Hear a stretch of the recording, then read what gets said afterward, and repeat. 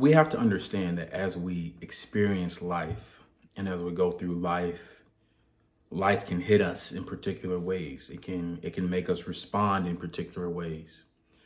If you think about the word responsibility, it's two words. It's respond and ability. Your ability to respond to what is happening. And we're not here to shame anybody or put anybody down, but there is times in life where what happens to you or what happens around you or what happens in your perception of it, it decreases your responsibility, your responsibility, your ability to respond. And the consequence of this is that, you think about your posture, is that when you don't have a strong response ability, you often lean and operate in a weaker posture, right? Like literally posture, right? You think about someone that's like hunched, slouched, small, or talk like this. Like you can't even, you can't even hear what I just said. Or you think about this. You have your chest up, you're standing tall, you're sitting tall, right? You're moving from a place of confidence, moving from a place of belief, moving from a place of power. When you move from a posture of power, regardless of what you're experiencing, you have more energy available to you to create the life that you want. And when you're moving from a place of weakened posture, well, I mean, like, what are the consequences of that?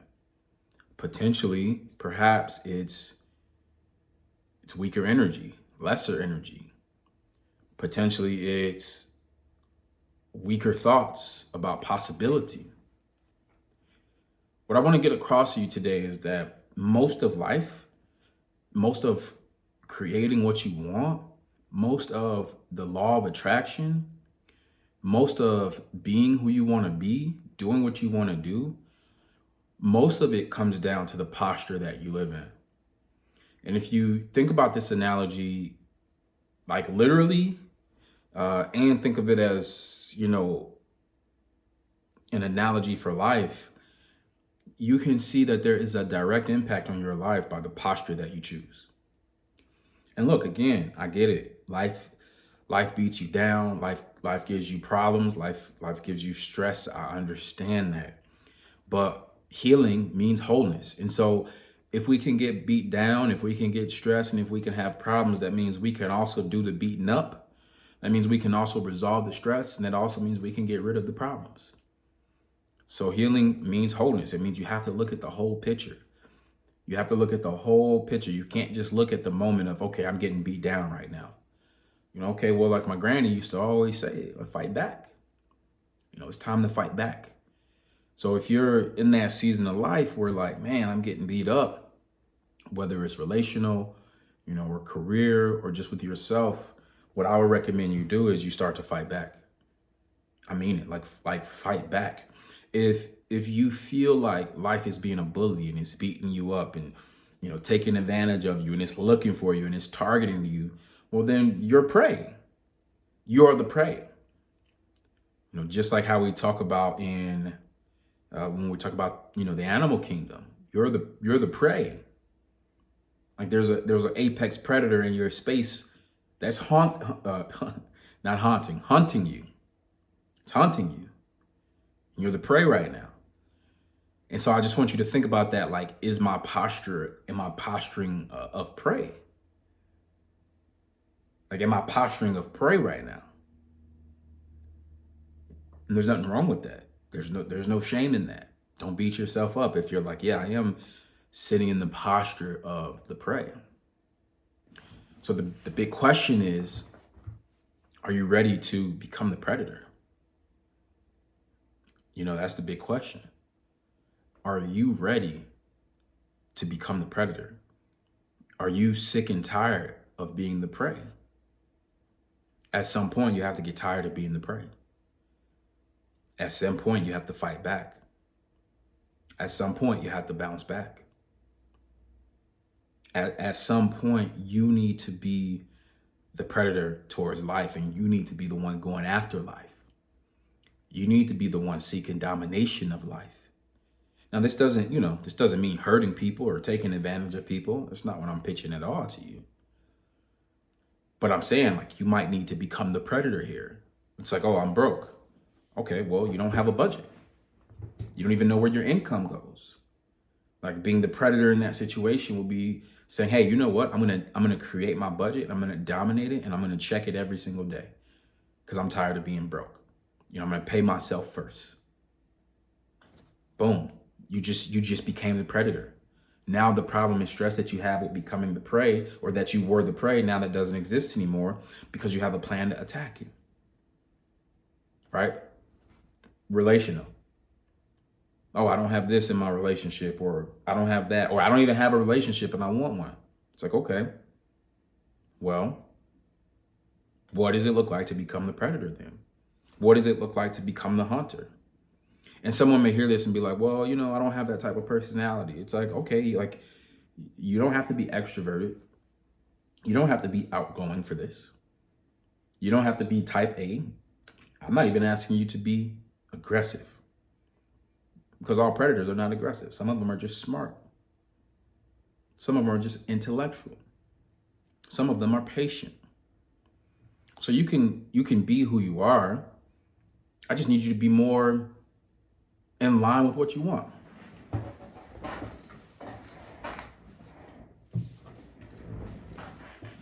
This book right here, Live the Life You Deserve.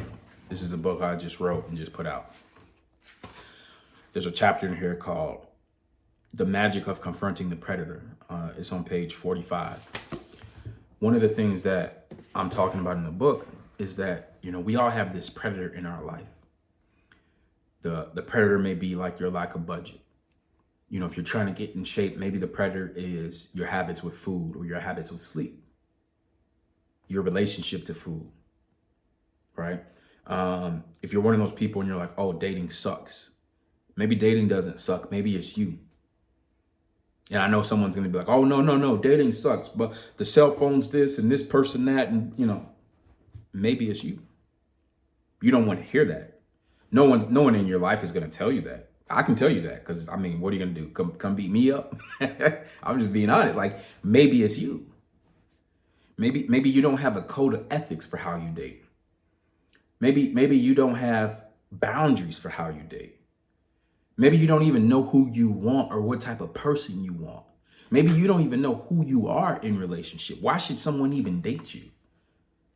It's a privilege to be with somebody. It's a privilege to be in a relationship. And I'm not trying to say that you're unworthy at all. I'm just asking questions, right? So a predator in that situation would be someone who'd be like, you know what?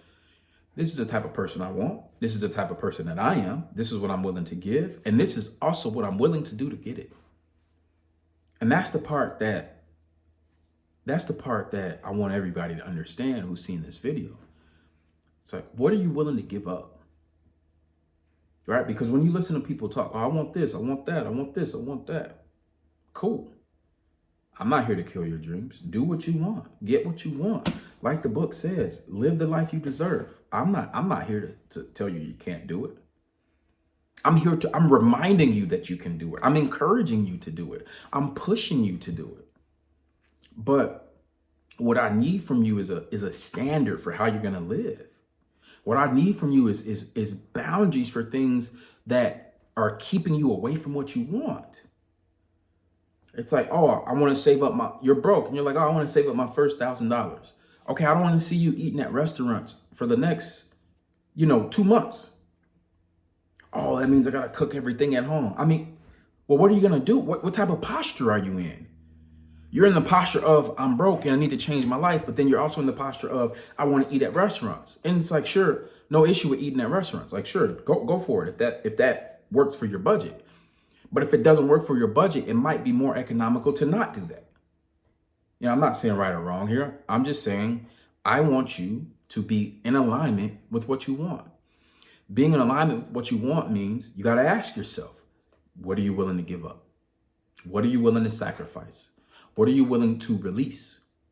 Because you can't hold everything. You can't hold all these different identities. You can't hold bad habits. You can't hold all this stuff and get what you want. It really doesn't work that way. There's a necessary sacrifice. And this has to do with the posture that you're living in. The posture that you're living in is creating your life. The posture that you're living in is creating your results.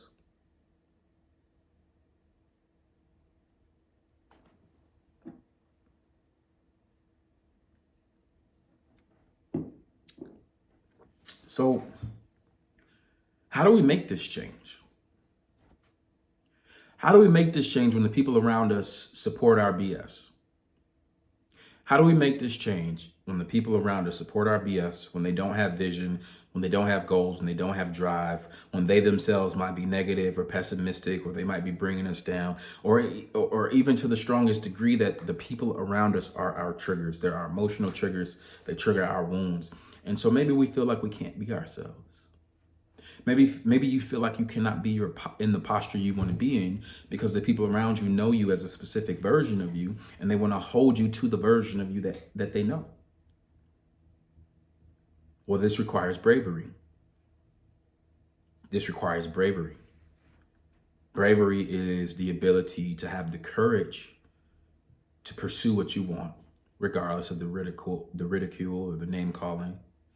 Bravery is having the courage to go after what you want, regardless of what may happen. You might lose. In fact, you probably will lose. You might feel failure. In fact, you probably will fail. You might look like a fool. In fact, you probably will be one. But everything that I just named is a part of the journey of becoming successful, the part of the journey of living in the posture that you want. That is a part of the journey of living in alignment. Like your big issue right now is that you're not living in alignment, and you know it. Your wife's not going to hold you to it. Your husband won't hold you to it. Your friends are not going to hold you to it. Your parents are too old to hold you to it. You know, if you're like a leader at your job, that means everybody in your job looks to you, so they're not going to hold you to it. So what are you going to do? What are you going to do?